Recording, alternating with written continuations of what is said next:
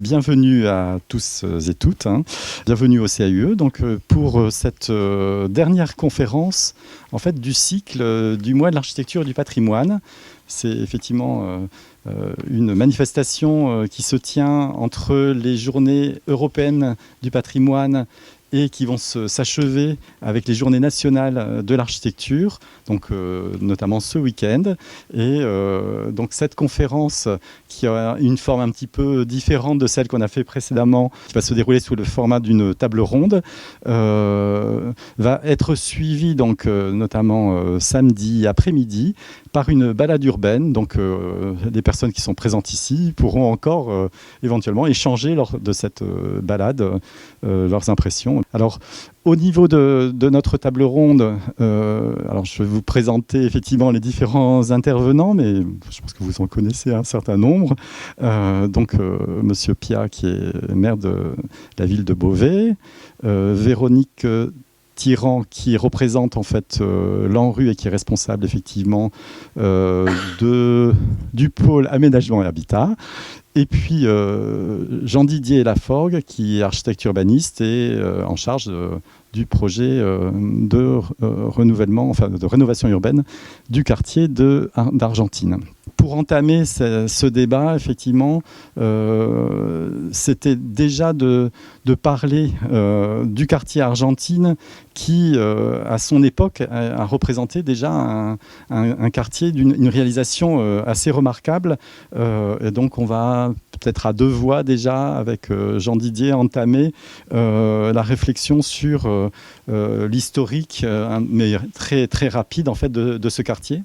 Oui, donc c'est un quartier qui a, par rapport à l'histoire un peu de la reconstruction, de cette après-guerre où il y a une très très forte pénurie de logements, des conditions d'habitat que les plus âgés connaissent, avec des logements qui étaient partagés. Je crois qu'il y avait à peine 50% des logements qui avaient des toilettes, par exemple, à la sortie de la guerre, etc.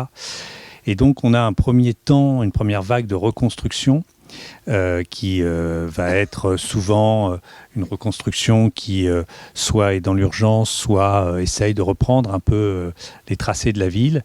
Et puis il y a, à partir de la fin des années 60, effectivement un moment d'accélération où des très grands projets, ce qu'on appelait des UP, vont se développer et souvent construits par des prix de Rome. Alors c'est assez intéressant parce qu'il y a toute une filière de grands projets, de grands quartiers qui ont été construits donc, par les prix de Rome. Les prix de Rome, c'était des architectes qui traditionnellement étaient envoyés à Rome pour construire les bâtiments publics et qui là vont être mobilisés pour faire les grands projets urbains. Alors ça fait des projets très différents de ceux qui étaient là avant. On en parlait d'ailleurs juste avant de commencer cette réunion. Si vous voulez avoir une différence, c'est entre ce quartier Saint-Jean, pour ceux qui connaissent, et typiquement ce quartier d'Argentine. Quartier Saint-Jean, c'est une succession d'éléments qui ont été construits au fur et à mesure. Là, il y a un très grand plan directeur avec une grande avenue centrale jalonnée de grands bâtiments qui vont être plus bas ensuite en s'éloignant de cette grande voie centrale, Jean Moulin, et qui convergent vers une centralité où l'on trouve bien tous les éléments de la centralité traditionnelle, mais traités dans sa forme, on va dire, fonctionnaliste de ces époques, donc avec un centre commercial, avec un équipement culturel, et puis ce château d'eau qui vient marquer de manière très très forte. Je sais qu'historiquement, il y a eu, vous avez dû connaître cela, monsieur le maire, une tentative de relier, je crois, la cathédrale au château d'eau avec une cravate, ou je ne sais plus, quelque chose de ça, voilà. Mais enfin, bon, c'était une année... Voilà, d'époque des DSQ. Et donc, bon, aujourd'hui, quand on voit les images, c'est assez amusant, mais ça veut bien dire qu'il y avait une volonté de créer une ville nouvelle, un nouveau mode d'habitat, avec bien sûr la très grande importance de la voiture, mais aussi des logements qui vont être totalement repensés, avec de la lumière, des fonctionnalités, etc. Donc, les premiers temps de ces grandes créations, donc ici c'est de Mailly, vont être effectivement perçus comme des très grands progrès, puisqu'on conciliait une vraie amélioration de l'habitat avec un vrai plan directeur des grands espaces verts, des équipements rénovés et pour ce qui est de ce quartier, effectivement, une centralité assez constituée, ce qui est assez rare. C'était une des choses qui n'était pas toujours très bien faite, comme on installe ces commerces dans la ville. Ce n'était pas toujours les choses les plus réussies de ces grands ensembles. Mais là, c'était assez structuré. Donc voilà, c'est effectivement Argentine s'érige avec une vraie ambition. Ce n'est pas un quartier qui a poussé de terre sans qu'on ait cherché à en faire quelque chose.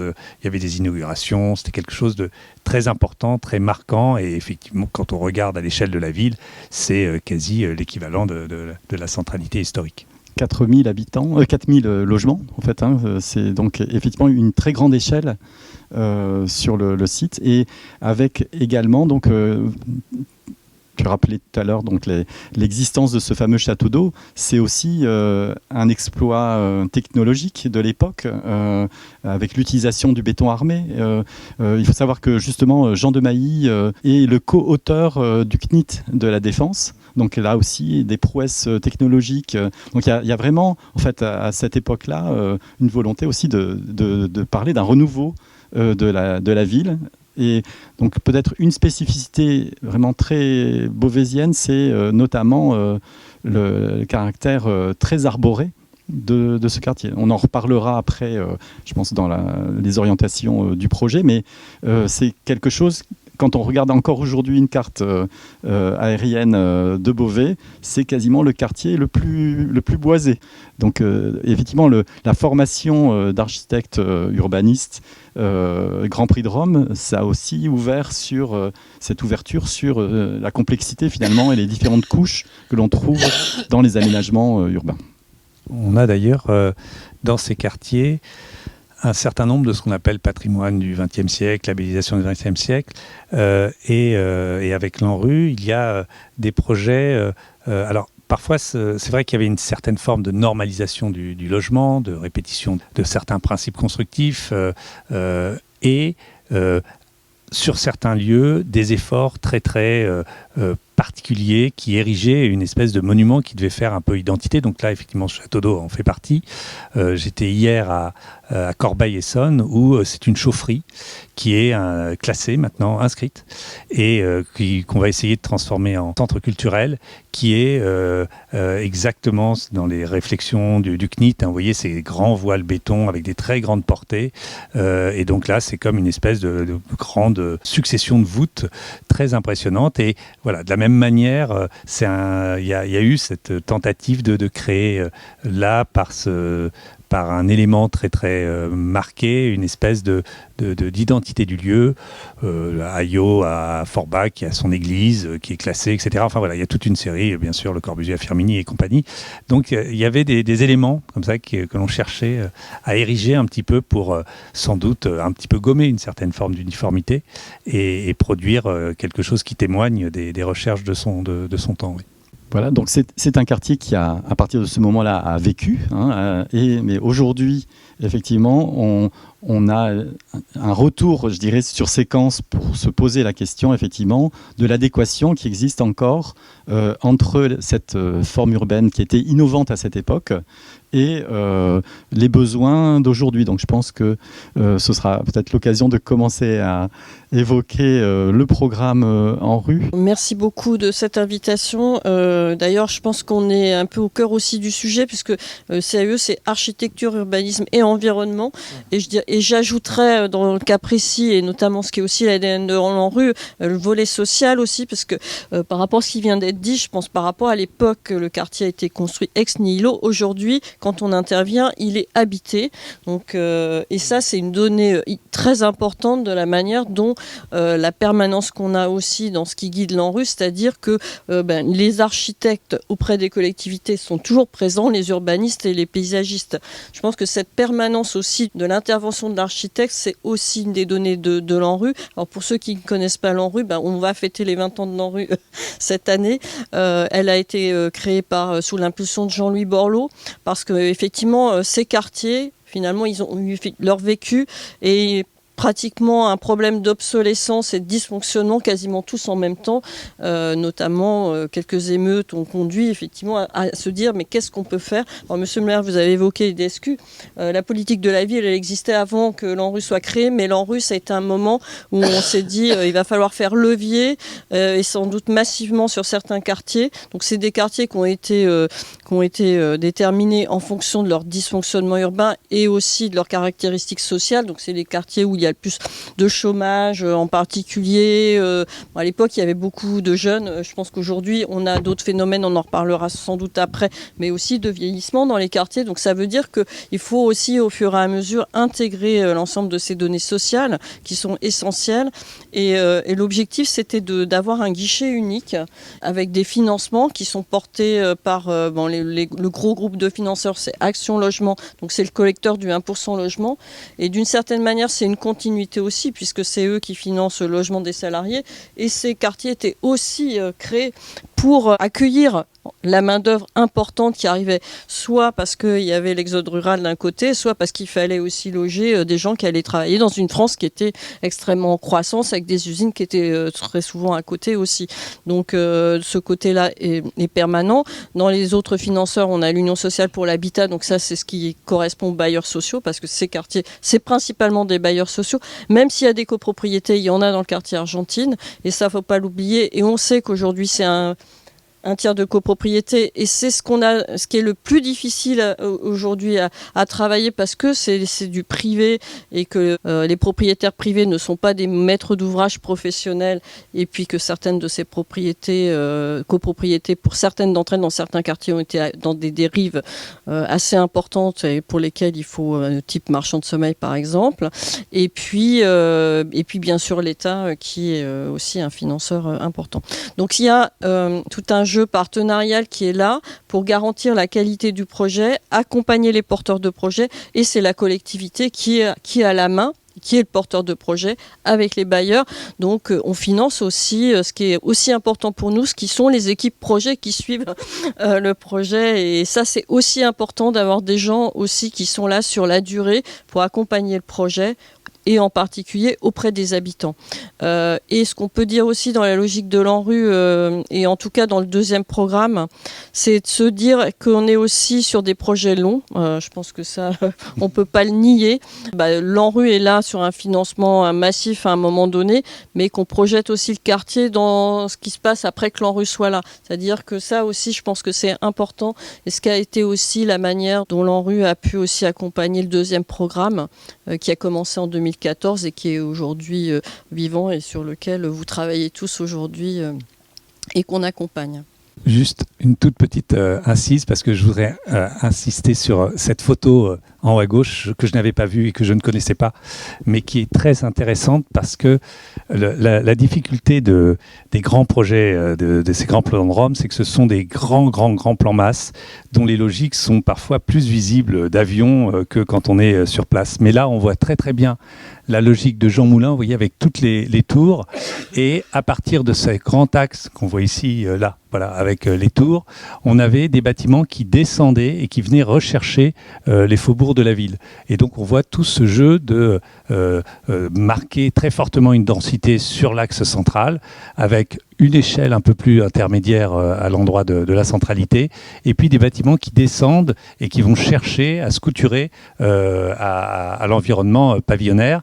Et on voit que des constructions plus récentes sont sorties de ce plan guide général. On voit, vous voyez, en haut à gauche, des bâtiments hauts qui ne sont pas dans la conception initiale de Mailly, qui sont d'ailleurs beaucoup plus serrés, différents. Et donc voilà, mais c'était ça qui était dans ces réflexions, souvent on dit souvent à l'échelle du territoire, à l'échelle du paysage. D'ailleurs, à l'époque, je sais que les ministres survolaient d'avions pour voir un peu l'échelle de ces grands quartiers. Et effectivement, aujourd'hui, on est dans une réflexion pour essayer parfois de faire un peu atterrir ces grands projets, parce que ces grands gestes-là, il faut aussi qu'ils contribuent à bien faire vivre leurs habitants et pas n'être que des grands gestes. Mais là, on voit vraiment bien ce que vous indiquiez comme étant une spécificité de ce quartier par rapport à d'autres, c'est-à-dire une très forte volonté de conception d'un quartier nouveau avec une forte dominante donnée à l'architecture et au volume. Puisqu'on a effectivement le sujet fondamental finalement du projet de rénovation urbaine, c'est quand même tourne autour des habitants.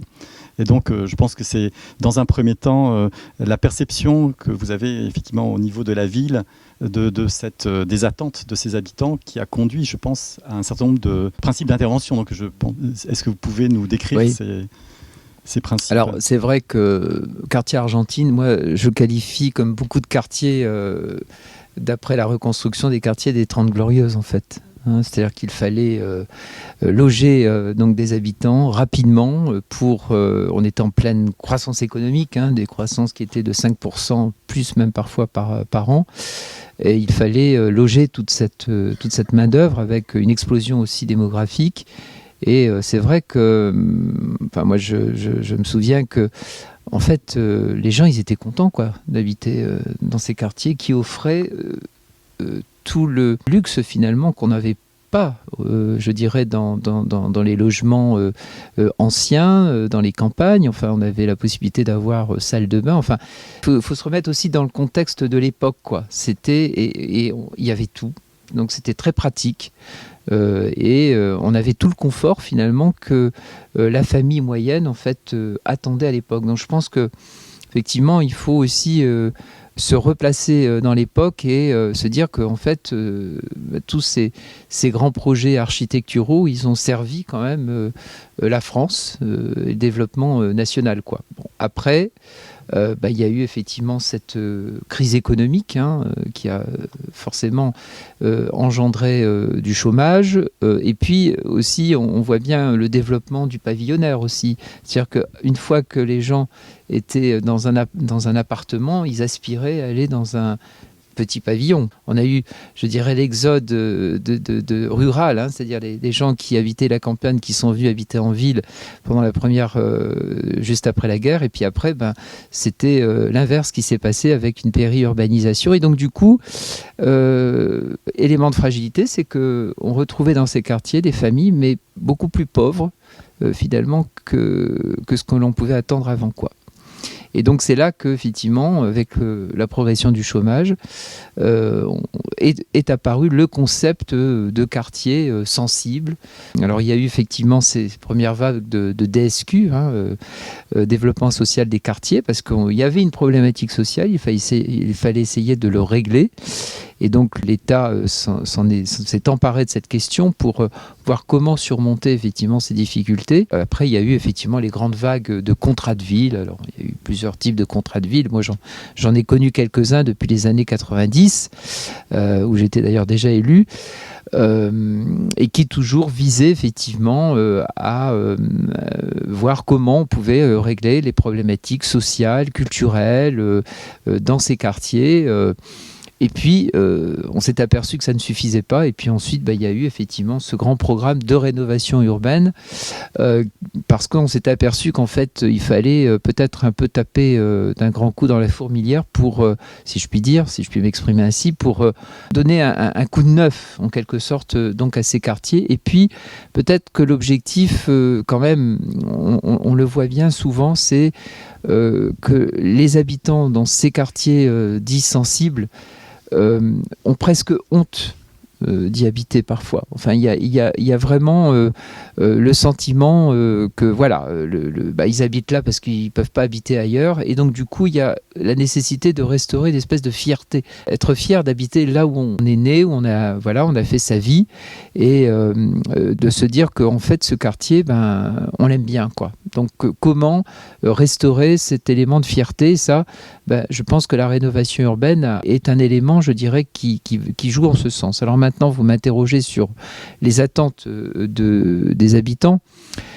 Dans un quartier difficile, sensible, comme l'est le quartier Argentine, ou comme l'a été le quartier, comme l'est toujours d'ailleurs quand même le quartier Saint-Jean, Saint-Lucien, il est très difficile, mais d'ailleurs d'un point de vue général, d'arriver à comprendre et à connaître les attentes, qu'est-ce que les habitants attendent véritablement de leur quartier en rénovation urbaine.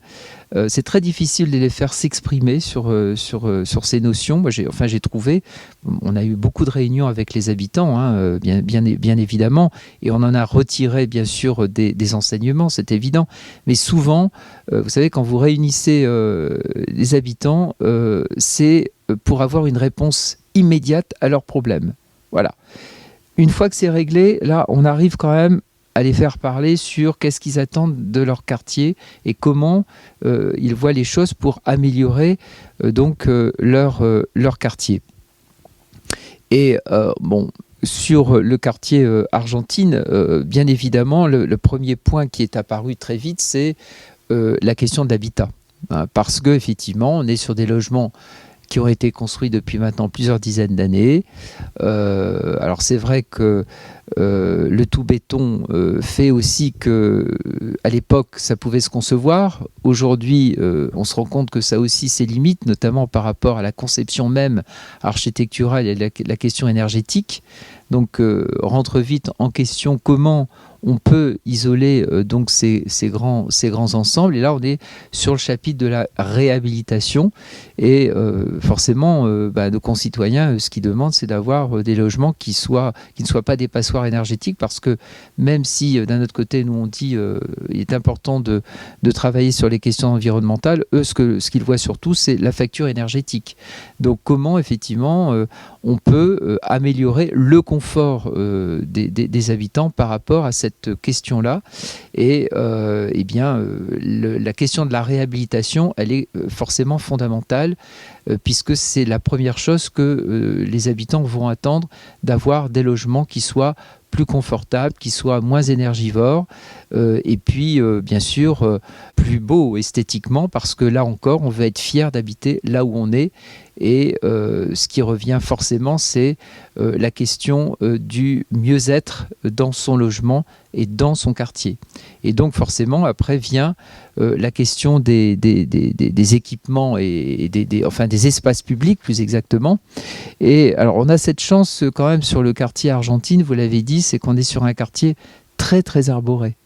Et d'ailleurs, quand vous regardez les GPS, on voit beaucoup de verts sur le quartier Argentine. Ce qui prouve qu'effectivement, en termes de végétalisation des espaces, pour le coup, par rapport à ce qui nous est demandé aujourd'hui dans la conception de ce que l'on fait de ces espaces publics, on n'est pas complètement à côté de la plaque. On a beaucoup d'arbres. Peut-être ce qui a manqué dans ce quartier, et d'ailleurs ce qui nous était demandé, c'est avoir un parc urbain que nous n'avons pas. Il y a beaucoup d'arbres, c'est très végétal, mais pas vraiment de parc urbain, sauf peut-être effectivement sur les champs d'Olan, où il y a... mais je veux dire, qui n'est pas forcément bien identifié comme un parc urbain. Et justement, alors quand vous me parlez des attentes des habitants, là pour le coup, ça a été un vrai sujet, cette question du parc Joséphine Baker. Situons-nous sur l'espace qui était avant une pouponnière, la pouponnière départementale, 1,5 hectare quand même, c'est pas rien dans le quartier. Et cette pouponnière, donc, qui n'était plus utilisée par le département, puisque maintenant, sur l'accueil des enfants, la protection infantile, on n'est plus sur des grandes pouponnières où on avait je ne sais combien de bébés. Et là, effectivement, cette pouponnière a été, depuis maintenant plusieurs années, abandonnée par le département. Et la question, c'était de savoir, dans le cadre de la rénovation urbaine, ce qu'on allait faire de cet espace. La première question qui s'est posée, forcément, c'est on a 1,5 hectare, là on peut faire du logement. Bon. Et du logement qui plus est en diversification. C'était d'ailleurs l'Agence nationale de rénovation urbaine nous avait mis un peu sur cette piste-là de dire, après tout, voilà, si on veut redensifier le centre du quartier, il y a peut-être intérêt à mettre du logement. Et là, on a eu quand même une levée de bouclier des habitants qui n'imaginaient pas, notamment les copropriétés qui sont juste derrière, avoir des logements qui se dressent devant eux. Et puis, en discutant avec les habitants, ce qui revenait régulièrement, c'est « mais faites comme à Saint-Jean, nous on veut des espaces verts, on veut de la possibilité pour nos enfants de pouvoir jouer tranquillement, il faut qu'ils soient occupés, etc. » Bon. Et là, on s'est dit, est-ce qu'il n'y a pas plutôt à s'interroger sur la création donc, d'un parc urbain qu'on a soumis, bien sûr, à concertation auprès des habitants sur l'organisation de cet espace. Ce qui est apparu tout de suite, c'est « ah oui, mais alors attention, la sécurité ». Bon. Là, ça va être, on est quand même dans un secteur centre du quartier, trafic de drogue, ça va être effectivement le développement du trafic des stupes sur ce parc. Donc il y avait cette peur légitime d'ailleurs des habitants que ce parc ne se transforme très vite en une zone de non-droit. Donc l'idée, c'était tout de suite de sécuriser donc, ce parc et de mettre effectivement des grilles avec donc, des entrées qui soient fermées donc, le soir pour éviter justement l'intrusion de trafiquants. Et avec aussi un autre objectif, c'est qu'il se passe des choses dans ce parc. C'est-à-dire qu'il faut que les associations, les structures municipales, les centres sociaux, on a un centre social qui est juste à côté, s'emparent donc de cet espace pour qu'il y ait des activités, notamment l'été, des activités culturelles, sportives, enfin bref, qu'il se passe toujours quelque chose pour que justement ce parc ne soit pas gangréné en quelque sorte par le trafic de stupes, sachant qu'on est juste à côté du centre commercial des Champs d'Olan. Et donc on a décidé effectivement de faire ce parc urbain. Aujourd'hui, alors je ne sais pas si vous avez pu, enfin les personnes qui sont dans la salle ont pu aller voir sur place, mais s'il y a effectivement une promenade sur le quartier, ce sera l'occasion. C'est un parc qui vit relativement bien. Alors entendons-nous, il y a toujours des critiques. Et forcément, ce qui revient souvent, c'est dès qu'on a une balançoire qui est cassée, ça y est, ils nous ont tout détruit. Enfin, ça devient vite, je dirais, un peu hystérique, comme d'ailleurs maintenant souvent. Dès qu'il y a un problème, ça va dans les réseaux sociaux, ça prend des proportions parfois qui outrepassent la réalité. C'est pas vrai. Justement, je faisais mes courses, voyez-vous, avant-hier, une dame qui me dit « Ah non, mais c'est pas possible, dans ce parc, vous vous rendez pas compte, tout est cassé. » Mais comment vous dites que tout est cassé? Ah oui, tout est cassé. Mais je dis non. Moi, j'y vais régulièrement. Les habitants, il n'y a rien. Il y a eu effectivement les toilettes qui ont été quelque peu vandalisées, c'est vrai. Mais voyez, d'un sujet, des toilettes vandalisées, tout est cassé. Donc, globalement, il faut, à un moment donné, remettre la vérité, dire la vérité. Non, le parc Joséphine Baker est un parc qui vit bien. La seule chose que nous avons, puisque effectivement, on est sur un parc qui est destiné aux enfants, ça fait du bruit des enfants quand ça joue. Ah oui. Alors bon, forcément, on a quelques râleurs qui disent que voilà, avant c'était tranquille, on n'avait pas de bruit, aujourd'hui on a un peu plus de bruit. Bon, alors c'est vrai que le soir, c'est pas très agréable, parce que certains se laissent quand même enfermer dans le parc, donc ça c'est quelque chose effectivement qu'on doit régler avec la police municipale, entendons-nous, pour vraiment prendre les devants, quand on a ouvert ce parc, on a quand même demandé un service de sécurité, de gardiennage pour que les premiers mois, en tout cas, il y ait une sécurité qui soit assurée pour que vraiment on démontre à la population qu'il y a cette volonté de sécuriser ce parc. Donc aujourd'hui, c'est quand même, pour moi en tout cas, une belle réussite. Et c'est vrai que le parc Joséphine Baker permet de compléter finalement ce quartier qui a quand même un espace qui est très végétalisé et qui rentre dans la trame verte que l'on veut instituer, donc qui en fait relie le centre-ville au nord du quartier, c'est-à-dire tout cet espace qui se trouve en haut, au nord du quartier, avec le collège Beaumont. Donc une trame verte qui permet aussi de bien identifier des circuits, notamment de randonnée pédestre ou surtout des voies douces en fait, qui permettent effectivement aux piétons de circuler de manière et aux vélos de circuler correctement. Donc voilà un petit peu l'idée. Alors la première opération aussi qui a été faite, c'est la rue des Vignes, avec une réhabilitation qui est réussie avec la SHLM de l'Oise. Et les équipements publics qui sont aussi importantes et qui aussi nous permet en fait de rénover en quelque sorte, notamment 2 gymnases. Enfin, il y a un gymnase qui est rénové, un autre gymnase qui est reconstruit.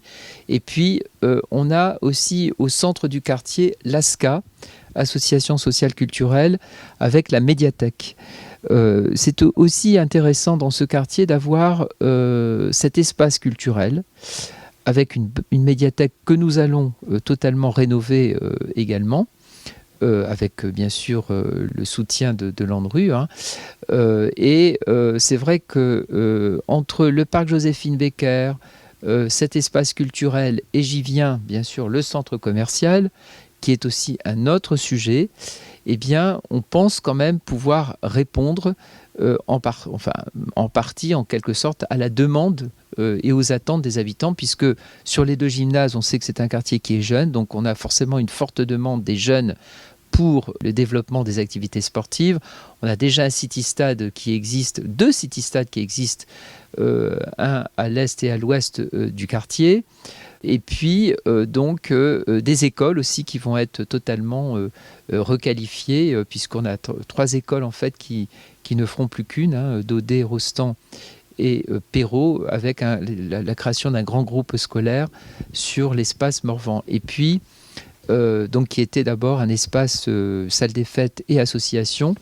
Et puisque la salle des fêtes est détruite, on en refait une qui s'appelle le Patio, qui va être vraiment un équipement tout à fait intéressant et qui va contribuer aussi à renforcer l'attractivité du quartier et puis faire en sorte que les habitants soient fiers aussi de pouvoir avoir une belle salle des fêtes qui va répondre aux attentes des habitants. Voilà ce que je voulais vous dire. Alors, excusez-moi parce que alors là, moi j'ai tout déroulé. Je vais peut-être vous laisser un peu la parole et puis je voudrais aussi peut-être parler du centre commercial des Champs d'Olent aussi, qui est aussi un élément nouveau dans le cadre de cette fameuse clause de revoyure, n'est-ce pas madame ? Absolument. On peut profiter effectivement de la présence de cette carte avec ce fameux maillage pour repartir sur l'explication de la transformation du quartier dans cette rénovation. Je ne sais pas si effectivement, notamment par rapport aux préoccupations actuelles de transition écologique, énergétique et autres, puisque l'action sur les espaces publics étant effectivement une action importante. Alors, tout à fait. Il faut bien imaginer que quand on intervient sur un quartier en renouvellement urbain, on intervient sur des quartiers de taille très différente, de formes très différentes. Et il y a, comme on le disait, avec ces grands projets un peu prix de Rome, il y a toute une catégorie de quartiers. J'étais en train de me les lister, je pense à Pau, Saragosse, Limoges, Beaubreuil, Lisieux, etc., qui sont des grands quartiers, comme ça, 3000, 4000 logements, avec des grands espaces verts. Sauf que ces espaces verts, lorsqu'ils ont été composés, ils étaient un petit peu partout. C'était une vision un peu hygiéniste. On mettait des bâtiments dans des espaces verts, mais ils n'étaient pas conçus, comme ça a été indiqué par Monsieur le maire, comme des parc urbain. Donc il y avait certes des endroits qui étaient un petit peu développés, mais d'autres c'était un peu résiduel, c'était pas qualifié comme un véritable parc. Les années passant, on met ici du stationnement, on met ici un bout d'aménagement, ici de la collecte, etc. Et progressivement, ces espaces verts perdaient de leur qualité. Alors, ils en gardent cette grande force de ce patrimoine arboré, de ce qu'on appelle aujourd'hui ces îlots de fraîcheur. À Pau, par exemple, alors c'est vrai que c'est plus en continuité de la ville, mais on peut espérer ça aussi pour Argentine. À Pau, quand il fait très chaud, eh bien, les gens vont dans le quartier Saragosse parce que c'est là où il y a les aires de jeu, les brumisateurs, les grands arbres, la fraîcheur, etc. Donc, ça, c'est un élément, effectivement, qui est tout à fait majeur dans ce qui peut être l'attractivité demain de ces quartiers, c'est qu'ils offrent une vraie, comme on dit aujourd'hui, résilience par rapport à ces effets de réchauffement climatique. Mais il faut, par contre, les réaménager. C'est-à-dire que ça ne peut plus être des vagues espaces verts avec des bouts de chemin discontinus entre des clôtures, avec des stationnements à gauche, à droite. Il faut retrouver une vraie structure, notamment si on veut que ces espaces verts et la question de la sécurité et de la manière dont on se sent bien ou pas dans un quartier, dans un espace, dans un quartier est très très importante, notamment avec toute la question du genre. Il faut que tout le monde, y compris les femmes, se promènent dans ces endroits. Et donc, il faut créer des chemins qui soient des chemins maîtrisés. Donc, on fait, du coup, un peu le plan qui est indiqué ici. Il faut imaginer donc que tout ce quartier est une forme d'espace vert relativement homogène aujourd'hui. Et comme ça a été indiqué, le centre-ville est ici. On va chercher à avoir des cheminements, Joséphine Becker est là, qui permettent de relier jusqu'aux jardins familiaux et donc tous ces secteurs d'habitat, qui permettent de relier la salle des fêtes et le collège, et qui permettent dans l'autre sens de passer donc toujours par Joséphine Becker. On va parler de la centralité sans doute tout à l'heure avec monsieur le maire, le nouvel équipement scolaire, gymnase, et qui va rejoindre une partie de commerce situé donc au nord-ouest du quartier. Et donc ces cheminements-là, on est en train d'y travailler avec les services. On va faire en sorte qu'ils soient extrêmement lisibles, c'est-à-dire on pourrait appeler ça comme une allée cavalière, ou vraiment un espace qui soit vraiment marqué, avec des vrais sols, avec de l'éclairage, vraiment de la qualité. On arrivera sur ce chemin-là et on se dira « Ah, je suis sur un des grands chemins de ce parc ». Et après, on trouvera des petits squares, des petits aménagements, on desservira les écoles, on aura des petits parvis, mais ce sera donc des éléments qui viendront compléter. Et puis, lorsqu'on se rapprochera des immeubles, on sera dans des traitements qui seront moins urbains, qui chercheront à être plus résidentiels pour justement éviter le bruit. Si on habite un grand parc urbain, ça veut dire que d'une certaine manière, les gens peuvent venir jusque sous vos fenêtres, jouer, taper le ballon, faire un barbecue, etc., ce qui forcément va altérer le fonctionnement résidentiel. Donc on va avoir des transitions résidentielles pour que les bâtiments soient un peu protégés de l'activité tout en restant de l'animation, tout en restant dans cet univers de grands jardins. Donc ça, c'est quelque chose qui est une manière de relire ce patrimoine qui nous est transmis de grands espaces verts et de le transformer en un vrai parc urbain avec tout ce qu'on peut attendre d'un parc urbain, son animation, sa sécurité, sa gestion, sa qualité, comme l'est effectivement la première pierre de l'édifice, le parc Joséphine Becker, et puis des espaces qui soient plus rattachés à des environnements résidentiels. Alors, comme on est dans un grand parc, il y aura certainement très peu de clôtures pour ce quartier-là, qui est plutôt un quartier ouvert, mais il y aura quand même des distinctions qui permettront de comprendre que on se rapproche de l'habitat, donc c'est d'autres types d'usages et d'autres modes d'occupation de l'espace. Est-ce qu'on peut peut-être également parler de la relation finalement par cette trame-là du quartier à la ville historique ?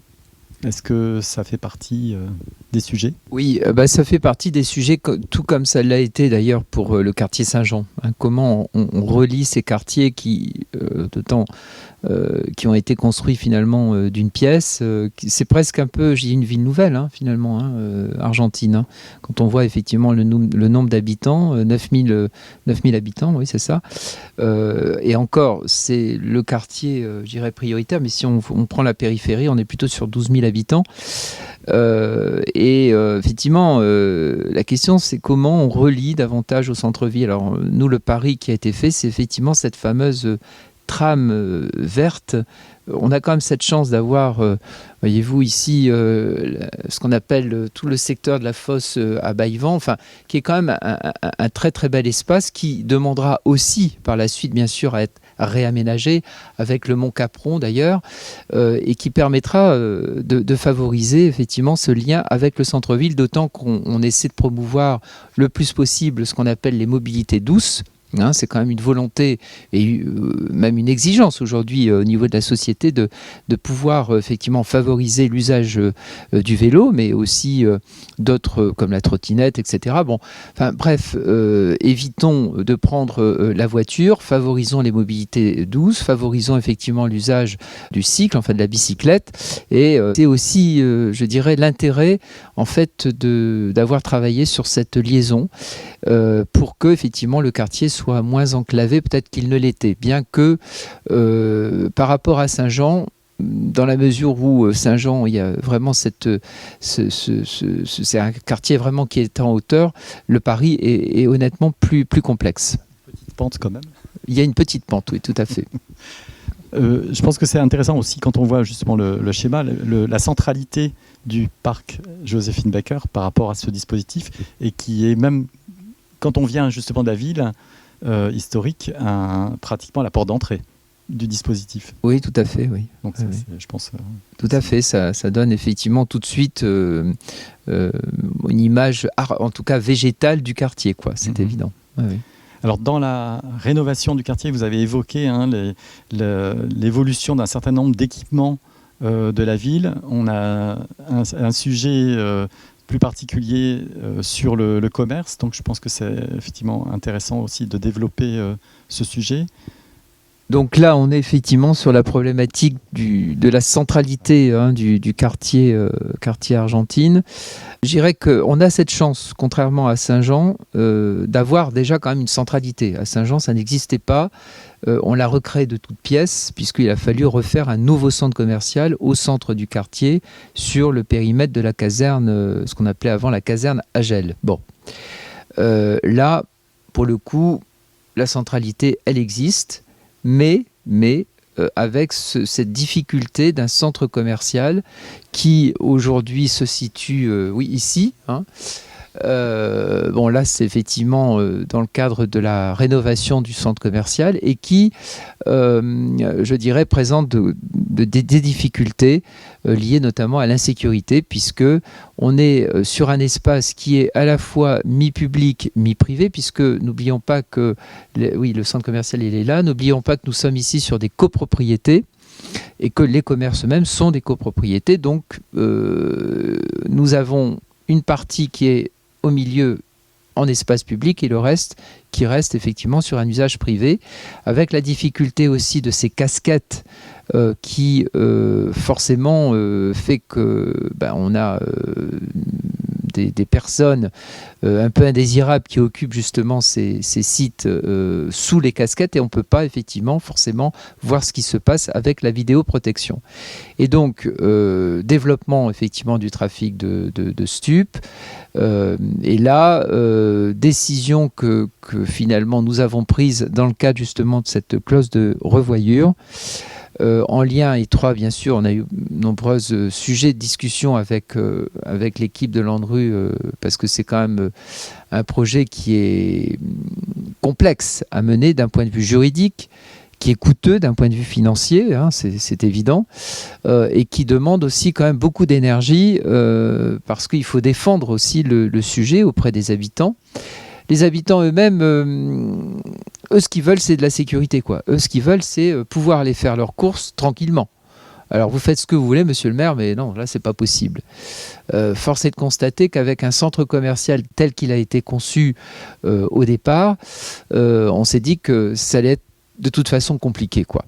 quoi qu'on fasse. Et quelques commerçants disant vous n'avez qu'à faire là encore ce qu'ils vous avaient fait à Saint-Jean, et donc de placer effectivement des commerces de part et d'autre d'une rue plutôt que d'avoir cette languette commerciale qui a priori ne correspond plus en fait au modèle commercial actuel. Et donc du coup ce qui a été décidé en effet c'est de fermer le centre commercial, d'en faire un espace totalement résidentialisé avec une partie donc des rez-de-chaussée qui serait dédiée à des équipements publics tels que maisons des familles, on aurait la police municipale également qui serait logée, et puis de l'autre côté donc des logements. En rez-de-chaussée, on voit plus des personnes âgées en fait, puisque effectivement c'est au rez-de-chaussée avec une petite courette qui ça permettrait d'offrir 7 ou 8 logements je crois, et qui serait construit d'ailleurs par la société, enfin qui serait repris en main par la société HLM du Beauvaisis. Et puis les commerces on les replace le long donc de l'avenue Jean Moulin, avec la requalification totale des espaces. Là encore, ce que l'on veut, c'est favoriser les mobilités douces, plus de vert, plus de végétal, et en faire un peu une promenade en quelque sorte, mais plus cette espèce d'artère qui restera toujours forcément une artère passante, puisque l'avenue Jean Moulin est quand même très, très empruntée par les véhicules, mais en tout cas adoucir la circulation des véhicules sur cet espace qui sera rendu un peu plus piéton, même si les voitures continueront bien sûr à passer, mais beaucoup plus sécurisé.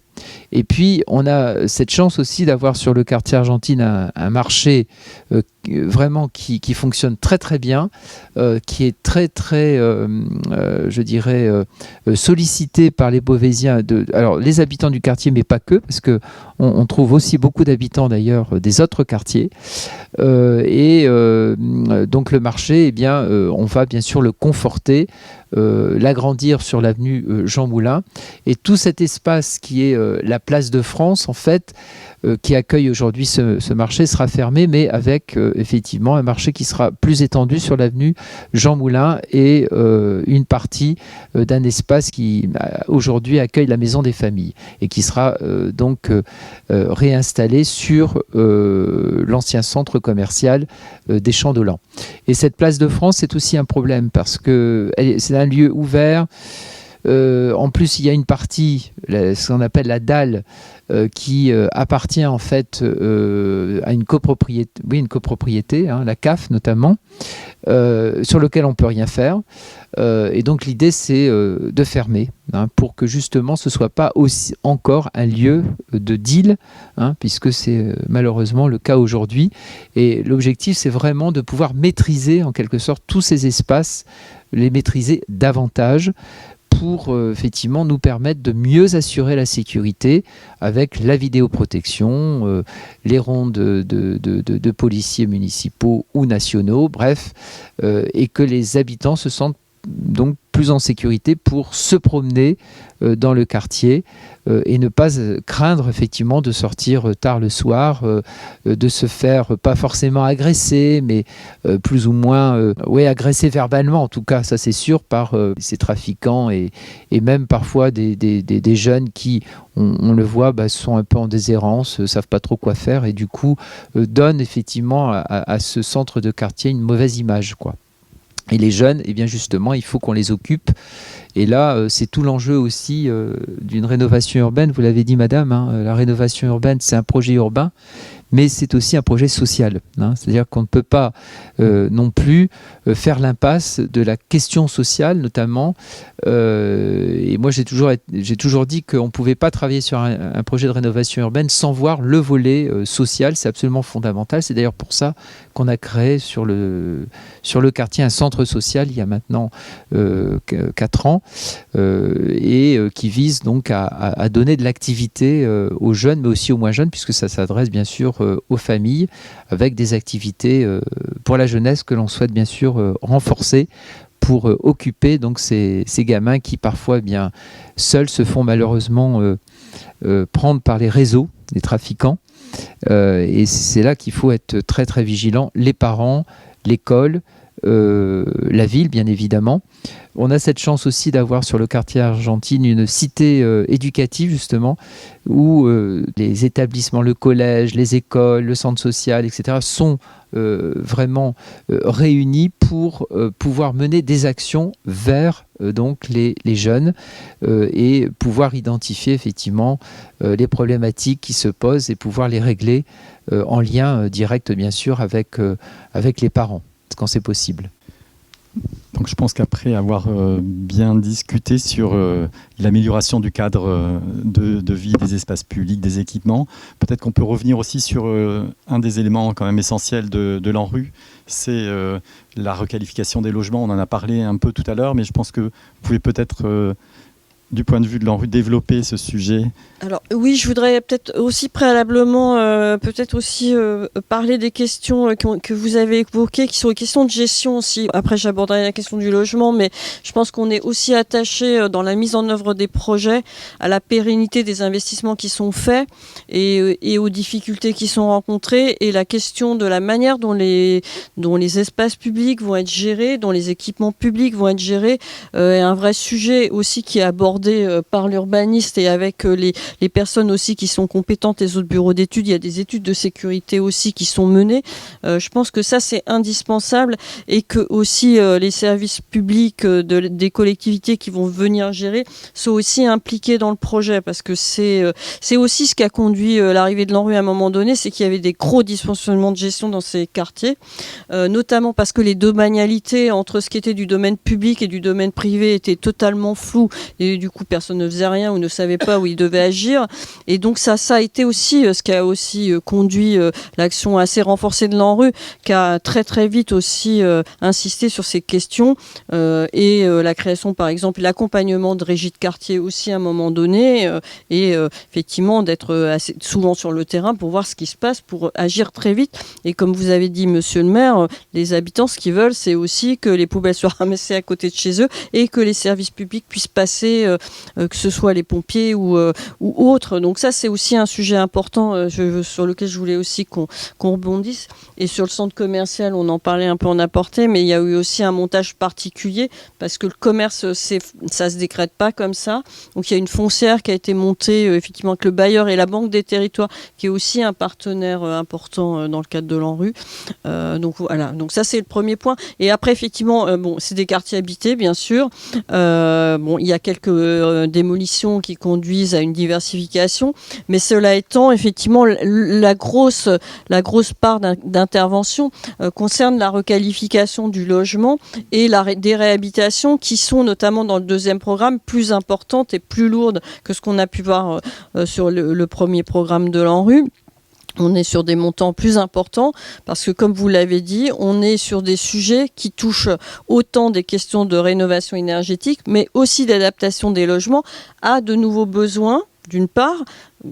On a eu la crise du Covid et on voit que la question du télétravail, même si elle se pose moins dans ces quartiers, c'est quand même un sujet, et les logements n'étaient pas forcément adaptés. Et puis aussi des ménages qui ont changé par rapport à l'origine. Et donc des logements dont les configurations ne correspondent pas forcément à ce que ça a pu être au départ, sur lesquels, pour certains de ces logements, on peut avoir des restructurations très lourdes.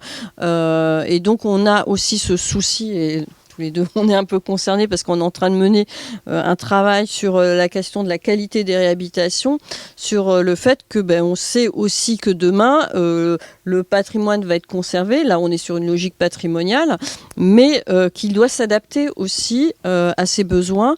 Donc l'investissement de l'ANRU sur la réhabilitation est important. Les bailleurs sociaux, bien sûr, sont concernés au premier chef, et c'est soit par des subventions, soit par des prêts bonifiés. Ce qu'on peut dire aussi, c'est qu'on a des bonus pour excellence qui peuvent être de l'excellence environnementale, voire quand on intervient sur de l'architecture remarquable, effectivement activer ces bonus, ou pour des bailleurs qui seraient en difficulté financière. Et ces questions de réhabilitation, elles touchent le logement en tant que tel, elles touchent aussi tout ce qui est commun, c'est-à-dire que, comme comme vous l'avez dit, si on veut développer la pratique du vélo, ça veut dire qu'à un moment donné, on a des locaux vélos dans les rez-de-chaussée, par exemple. Dans les sujets qui sont aussi liés à la qualité du logement, même si on va vers moins de voitures, il y a aussi comment on gère en parallèle la question de la voiture. Et sur les copropriétés, c'est un vrai sujet parce que souvent... Voiture électrique. Oui, ou la voiture électrique, oui. On a par exemple des cas où beaucoup de parkings étaient sur des vieux parkings où le poids de la voiture électrique fait que le parking, en termes de structure, ne peut pas accueillir les voitures électriques, par exemple. C'est une chose qu'on vient de découvrir, mais ça veut dire qu'il faut aussi réintervenir sur des parkings. Donc on a beaucoup de cas de dalles, par exemple, qui sont assez importants, mais ces questions de réhabilitation sont là. Et dans les sujets qu'on a à traiter, et ça a été dit aussi, au-delà de la réhabilitation énergétique, il y a aussi le confort d'été. Donc ça, ça remonte quasiment de tous les quartiers qu'on a. Et donc c'est comment on crée des îlots de fraîcheur. Ça, c'est un vrai sujet parce que c'est aussi des habitants qui partent moins en vacances, donc qui ont besoin aussi à un moment donné de retrouver un apaisement. Et ce qui est aussi regardé dans le cadre de la requalification, la question de la santé aussi. La question du bruit. On a certains quartiers qui sont en bordure aussi de grandes infrastructures routières. Alors, c'est pas forcément le cas là, mais c'est le cas sans doute de l'autre quartier. Et le bruit à l'intérieur des logements, parce que c'est un peu un des effets pervers des rénovations énergétiques, c'est que du coup on a des retours d'habitants qui nous disent mais nous on entend nos voisins. Donc ça c'est aussi un sujet sur lequel les bailleurs nous ont fait une remontée et sur lesquels effectivement il va falloir aussi qu'on travaille, parce que c'est aussi une question de bien-être. Et dans les autres questions qu'on a sur le logement et dans ce que je disais sur l'évolution programmatique, c'est aussi un phénomène de vieillissement quand même de population sur tous les quartiers sur lesquels on travaille. Ce n'était pas le cas quand l'ANRU a démarré, c'était plutôt les quartiers les plus jeunes. Et aujourd'hui, on a des phénomènes de vieillissement et d'inadaptation de l'offre de logement par rapport à ça, ce que vous mettiez tout à l'heure sur les logements que vous remettez à rez-de-chaussée, à côté des commerces, avec des personnes qui ont des difficultés de mobilité également. Et on sait que ça, c'est un sujet dont on commence à s'emparer, mais qui va être sans doute une des grandes données des années à venir. Comment on arrive aussi à trouver une offre sociale pour les personnes âgées. Oui, d'un point de vue technique également, peut-être qu'on peut relever aussi sur la rénovation en fait énergétique, et ça rejoint votre aussi question sur le bruit, c'est qu'on était souvent sur des appartements en fait qui avaient une ventilation naturelle en fait dans leur et normalement effectivement plus on isole, plus on est censé améliorer la qualité de la ventilation. Et je pense que ce sont des sujets connexes qui sont assez complexes sur ce genre de patrimoine. Oui, alors peut-être juste pour la question plus patrimoniale, parce qu'on a effectivement, ça a été évoqué, mais quelques sujets patrimoniaux sur des patrimoines classés par architecture contemporaine remarquable. Effectivement, la question, c'est aussi l'isolation par extérieur, qui est un vrai sujet de débat dans la communauté architecturale. Donc on a eu, nous, quelques projets assez emblématiques qui ont été financés, mais qui ont fait l'objet de débats. C'est en particulier les projets d'Émile Aillot. On en a un, Pantin, les Courtières, qui a marqué d'ailleurs son époque, qui avait arrêté le projet de rénovation urbaine parce que effectivement la communauté architecturale s'était émue du fait que ce patrimoine allait être bouleversé. Donc, mais ça a été retravaillé et je pense qu'aujourd'hui on l'envisage d'une autre manière de toute façon, mais c'est des coûts très importants, en particulier sur le patrimoine d'Aillot. Enfin, si vous connaissez, soit c'est des serpentins ou des tours, les tours nuages de Nanterre. Bon, alors là on est dans une question patrimoniale, architecturale, qui est sans doute posée comme un incontournable, mais qui a un coût que permet l'ANRU, ça c'est certain. Et je pense que là aussi, sur la question des réhabilitations, on sait que le financement qu'on peut apporter, il permet de faire ce genre de rénovation sur des patrimoines plus exceptionnels. Ce qui est plus difficile quand on est dans du financement plus classique. Oui, et puis vous avez eu aussi d'autres programmes de rénovation intermédiaires. C'est-à-dire qu'aujourd'hui, vous réintervenez même sur certains patrimoines qui ont déjà été transformés. et qui demandent à être retransformés en fait. Oui, je pense que oui, ça c'est certain, et parce que les premières réhabilitations étaient aussi beaucoup plus faibles dans certains territoires, effectivement. Donc il y a aussi des objectifs des bailleurs d'atteindre certaines étiquettes, donc effectivement ça c'est un vrai sujet, et c'est comment on peut atteindre, enfin du coup comment on arrive très vite à atteindre ces étiquettes sur lesquelles ils ont des objectifs quantifiés et en tout cas programmés dans le temps.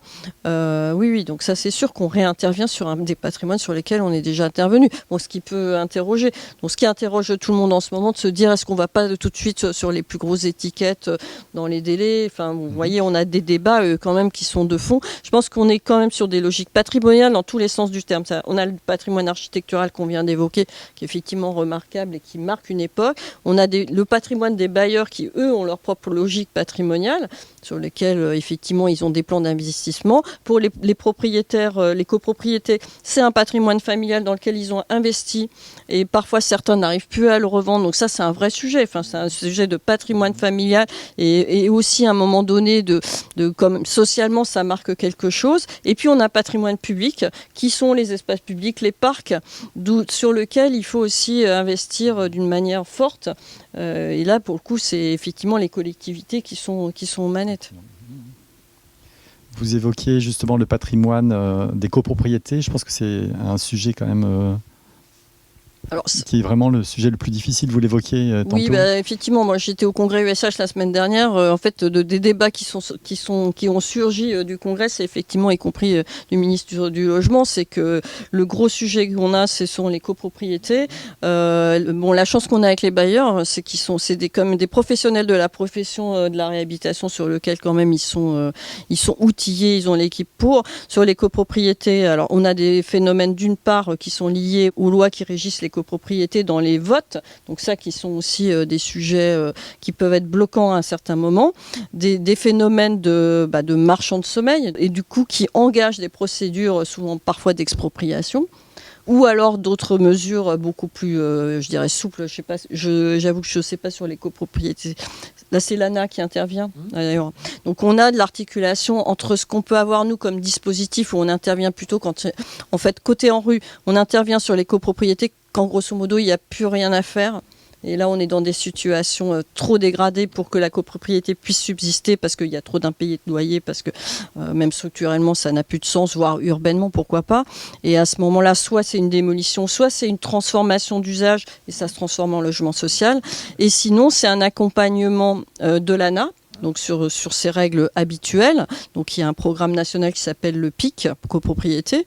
Et ce que fait l'ANRU à côté, c'est plutôt qu'elle redonne un cadre de vie et des conditions, entre guillemets, d'attractivité de ces copropriétés dans l'investissement sur les espaces publics, sur les écoles. Enfin, vous avez beaucoup parlé des équipements publics, mais ça aussi, c'est un gros sujet, ce qui redonne de la valeur, finalement, à ces copropriétés en même temps que l'ANA met de l'argent dessus à l'intérieur du logement.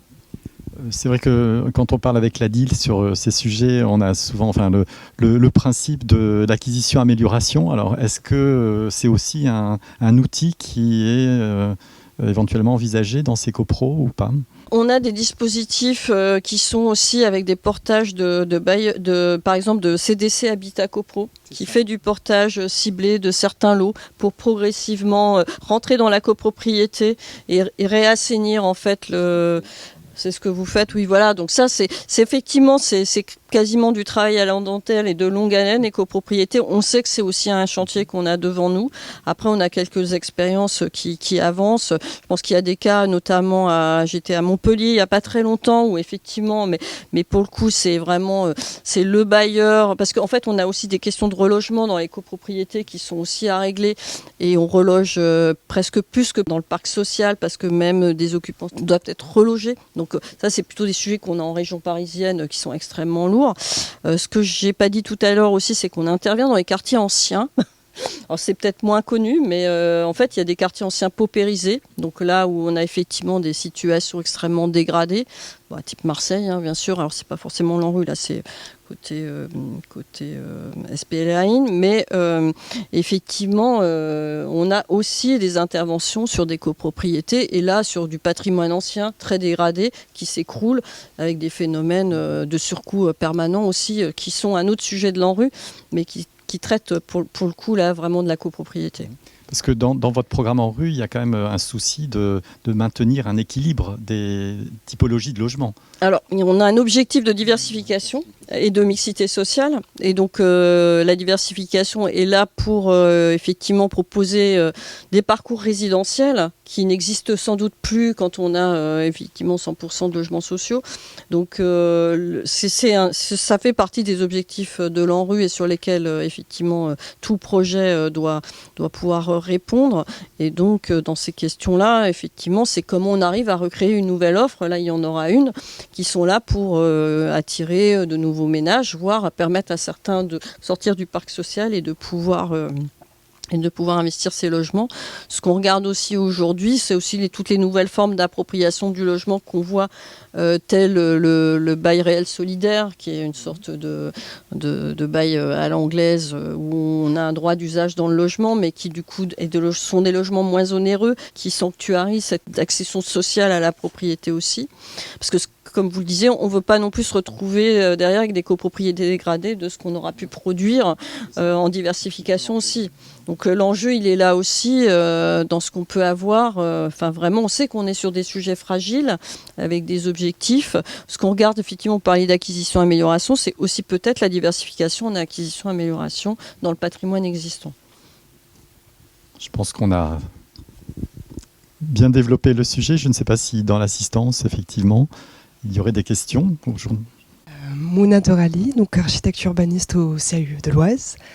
Donc ma question concernerait si dans ce projet il y a une question de démolition de certains équipements et est-ce que vis-à-vis de cette démolition, est-ce qu'il y a aussi des démarches donc de réemploi de matériaux qui est engagé?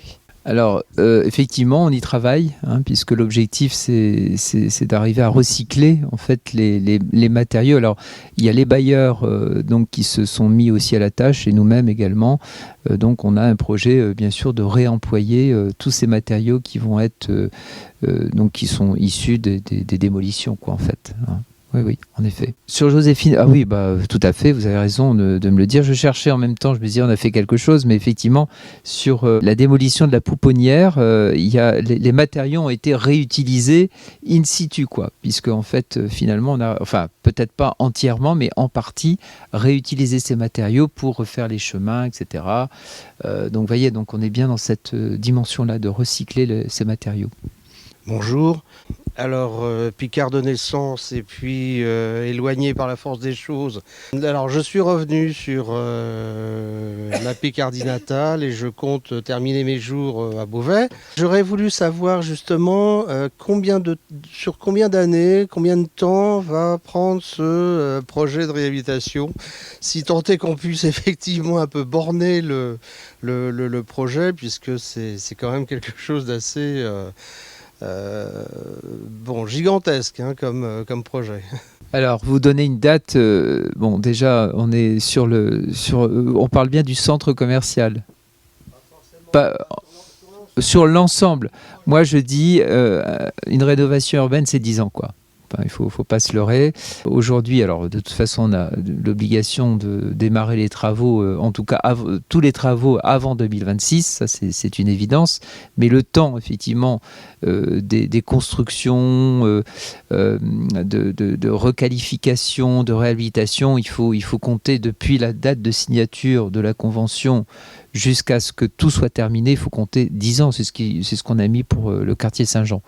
Donc voilà, et le centre commercial, il est, je dirais, aussi dans cette même période, sachant qu'on est quand même sur un sujet qui est quand même très complexe, on l'a dit tout à l'heure, puisque on est sur des copropriétés, il faut négocier avec des propriétaires. On a mis en place effectivement des dispositions pour que, on a même engagé d'ailleurs, on va même engager une déclaration d'utilité publique, mais l'idée c'est bien sûr d'y aller à l'amiable quand même, avec une DUP, ça nous permet quand même de sécuriser la réalisation et de remplir nos objectifs par rapport à ce que je vous ai annoncé tout à l'heure. Mais c'est vrai qu'il faut quand même du temps, c'est évident. En tout cas, bienvenue, re-bienvenue à Beauvais. Je vais juste dire un tout petit mot, petit prolongement de ce qui vient d'être dit sur les durées. Ça a été dit aussi par Véronique Tirant tout à l'heure. On intervient dans de l'existant avec, on l'a dit, des quartiers qui ont été pensés à une époque qui était particulière et ils ont répondu aux besoins de cette époque. Et il y a toute une série de choses qui restent encore performantes. On l'a vu sur les espaces verts, on l'a vu certainement en grande partie sur le logement. Ça a donné vraiment une nouvelle conception au logement. Mais il y a aussi des éléments de ces quartiers qui demandent d'être corrigés parce qu'ils ne sont plus, 50 ans, 60 ans plus tard, c'est normal, il y a des cycles qui ne sont plus adaptés. Alors bien sûr, la question dans des choses qui n'avaient pas été bien anticipées dans ces quartiers, il y a bien sûr la question des transports et du coup de la dépendance à la voiture. Donc ça, ce sont des choses qui sont progressivement corrigées par les villes, les agglos qui réinstallent des transports et qui limitent la présence de la voiture. Il y a la question du commerce qui, comme ça a été dit, ces quartiers étaient un peu pensés comme fonctionnant en autarcie et on se disait que ça pouvait marcher autour d'une petite place à l'intérieur, entre des immeubles, etc. Les commerces, ils ont besoin de flux, ils ont besoin de visibilité. Dès qu'on a des lieux intérieurs, eh bien, ça crée des dysfonctionnements. Comme ça a été dit, le cahier des charges du trafiquant, c'est le même que celui du commerçant. Donc on va agréger là des dysfonctionnements et du coup une ambiance négative. Donc un quartier comme Argentine, il a absolument besoin d'avoir un très fort correctif sur sa centralité. Et donc ça, c'est vraiment quelque chose qui a été porté de manière très volontaire par la ville, c'est-à-dire de se dire, bon, l'ensemble du quartier, il y a peu de démolition quand même sur Argentine par rapport à beaucoup d'autres quartiers. Il y a un respect de de ces grands immeubles dans leur parc, mais par contre, sur la centralité, c'est, comme on utilise le terme, un changement de paradigme, c'est-à-dire un changement de modèle complet, puisqu'on va retourner l'ensemble de ces commerces sur les flux.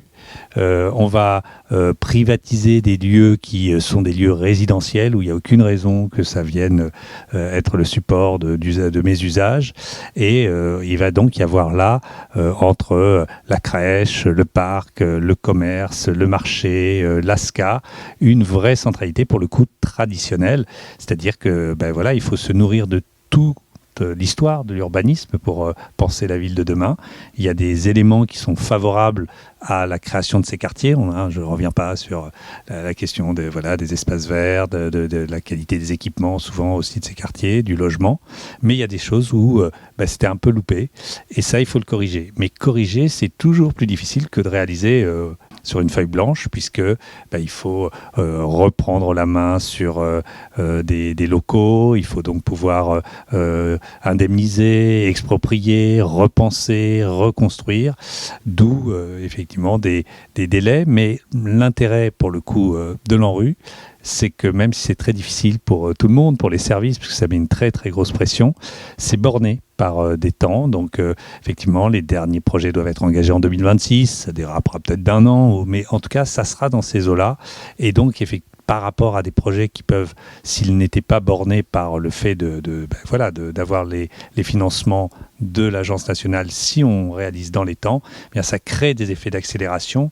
Et ce que vous indiquez, 10 ans, c'est en fait, bien sûr, à l'échelle d'un habitant, c'est long, mais c'est très très court pour mener l'intensité des transformations urbaines qui sont en jeu. Donc voilà, c'est effectivement dans un quartier, il y a des choses qui fonctionnent et des choses qu'il faut corriger. Et comme il est habité, ça peut prendre du temps. Mais encore une fois, c'est borné et ça ne dérape pas. Ma question tourne autour de, vous dites, il y a 10 ans, on se projette sur dans 10 ans, et puis je mets ça en parallèle avec l'évolution un peu rapide de notre société. On parlait tout à l'heure des nouveaux modes de consommation, de transport, que sont ces fameux deux roues sous toutes leurs formes, ces fameux voitures électriques, etc. Comment fait-on effectivement pour créer, pour se projeter dans demain, alors qu'on ne sait pas ce que ça va devenir? On ne sait pas comment effectivement, peut-être que radicalement, demain, il y aura des changements. comment crée-t-on ce projet? Comment s'y projette-t-on quand on ne sait pas ce que demain va devenir, va être? Je sens bien que personne ne veut répondre à cette question parce que bien sûr, il n'y a pas de réponse. Souvent, quand j'enseigne et que des étudiants me parlent de 2050, etc., je leur dis, mais vous savez, alors je change un petit peu maintenant parce que ça fait un peu plus longtemps, mais je leur disais, mais vous savez, il y a 10 ans, il n'y avait pas de téléphone portable. Alors, non, c'est 15 ans plutôt, mais il n'y avait pas de téléphone portable. C'est-à-dire que des transformations de ce type, qui pouvait les envisager, qu'on soit tout le temps connecté, en train de... Bon, voilà, donc des transformations de cette ampleur-là, et je passe sur tout ce qui est arrivé, Covid et compagnie, réchauffement climatique, vous voyez, ce sont des transformations. Je ne dis pas qu'on ne pouvait pas en avoir certains indices, mais qui bouleversent de manière beaucoup plus forte que ce que l'on pouvait percevoir. Donc c'est évident que ceux qui réfléchissaient les quartiers dans les années 60, en pleine croissance, en une foi dans une modernité, un individualisme grandissant, etc., aujourd'hui on est dans tout à fait d'autres réflexions avec, je vois bien, tous les étudiants aujourd'hui sont extrêmement préoccupés par tout ce qui est environnement et les étudiants en urbanistes aujourd'hui portent énormément ces sujets de résilience, de capacité à pouvoir vivre encore demain et de se servir aussi de ce projet environnemental nouveau pour faire société, solidarité autour de ce que l'on aura à résoudre comme problème ensemble. Je peux peut-être compléter, moi, d'une réflexion qui m'est plutôt personnelle, mais qui est quand même un sujet qu'on a géré à l'ANRU. Je pense que plus les choses sont simples, aussi, il est plus facile de réintervenir dessus. On a des grosses difficultés à intervenir sur les quartiers sur dalles. Ce sont des objets compliqués avec des mélanges de propriétés, par exemple. Et ça, et pourtant, on voit encore en urbanisme ce qu'on appelle des macro-lots assez complexes. Enfin, en Ile-de-France, on en a beaucoup et pas que. Et ça, on sait très bien que si un jour il y a des problèmes, revenir sur des systèmes aussi compliqués de division en volume de l'eau, enfin, ça, c'est compliqué. Et je pense que dans les choses effectivement, on voit des choses aller très vite. Il y a 10 ans, on faisait de l'espace public très minéralisé parce qu'on voulait des choses costauds, solides, et c'est normal. Aujourd'hui, on voit bien qu'on ne peut pas envisager un espace public sans l'avoir végétalisé d'une manière importante, par exemple. Par contre, c'est leur capacité à se transformer facilement, je pense. Donc, la simplicité, je pense que là-dessus, je pense qu'on peut avoir peut-être une manière de penser les choses. Pensons-les simplement pour qu'elles puissent être réversibles à un moment donné et qu'on puisse réintervenir dessus. L'espace public, par exemple, il est quand même très malléable. Enfin, à Paris, ça n'arrête pas de changer. Un coup, on a Autolib, après, on a autre chose. Bon, cela dit, c'est des coûts, à chaque fois où il faut réintervenir. Mais... Et là où on a plus de difficultés en termes de patrimoine architectural, c'est celui des années 80, qui a été celui sans doute le plus compliqué et qui est le plus difficile à isoler, et à réintervenir, et dans lequel on a des logements qui sont parfois extrêmement tordus. Donc, et ça, par exemple, ça c'est un vrai sujet. Donc bon, après, effectivement, sans doute ça a marqué une époque architecturale entre guillemets postmoderne, mais cela dit, quand on doit réintervenir dessus, on est bien embêté. Oui, bon, je suis tout à fait d'accord avec ce qui vient d'être dit, mais c'est vrai que si on voit l'avenir aujourd'hui, il est très clair que l'enjeu, c'est bien celui de l'environnement quand même. De toute façon, c'est une réalité, quoi. Et c'est vrai que ça revient à ce que vous disiez, les jeunes urbanistes, mais je pense que les jeunes, en tant que tels, eux, ce qu'ils voient, c'est l'avenir de notre monde, de notre planète. Et que quand on voit effectivement les constructions d'avant, quand on voit l'aménagement des espaces publics qui était maintenant, qui était à l'époque très goudronné, non, là c'est plus possible. Donc c'est bien pour ça qu'un projet de rénovation urbaine, il doit d'abord être orienté, à mon sens, bien sûr, prendre en compte les attentes des habitants. Mais si on prend aussi uniquement en compte les attentes des habitants, moi j'ai encore des habitants aujourd'hui qui me disent mais coupez des arbres pour créer des places de stationnement. Je veux dire, voilà, il faut savoir aussi à un moment donné vouloir et imposer. Il faut que ça se fasse bien sûr dans la discussion. Il ne s'agit pas d'imposer de manière brutale, mais expliquer à nos concitoyens qu'il y a une nécessité. Et cette nécessité, elle reste végétaliser les espaces, isoler les logements et faire en sorte le plus possible de décarboner notre environnement, parce que c'est un enjeu, on le voit bien. Aujourd'hui, on est encore en octobre, là, on est bientôt mi-octobre, il fait bientôt, hier faisait 27 degrés, quoi. Bon, enfin, on est quand même dans une situation qui est pas normale, et il faut effectivement se rendre à cette évidence et faire tout pour mettre effectivement la question environnementale au centre même en tout cas en ce qui concerne le projet de rénovation urbaine. Oui, et ce qui est aussi au cœur aujourd'hui des projets qui sont faits, c'est aussi tout l'aspect entretien. C'est-à-dire qu'on parlait tout à l'heure de la gestion, enfin, le gros travail de gestion, c'est justement de savoir qui après prend en charge. Alors ça, c'est une autre affaire, en effet. Mais c'est en même temps, mais c'est vrai de tout patrimoine. Je pense que les espaces verts ont des beaux jours devant eux dans les services espaces verts. Il y a des métiers. On est aussi, je veux dire, la relocalisation d'un certain nombre de métiers. Je pense que ça fait partie aussi, et de retrouver. On l'a évoqué dans des conférences précédentes sur retrouver le plaisir du travail manuel, parce que c'en est un aussi, mais qui est bien souvent, le travail manuel, c'est un travail réfléchi, et donc qu'on ait justement aussi des filières de formation dans ces domaines-là, parce que je pense que c'est même sur les matériaux, on parlait tout à l'heure de recyclage de matériaux, je veux dire, ça demande à être appris aussi, ça, c'est une formation importante. On va conclure notre soirée. En tout cas, merci à tout le monde.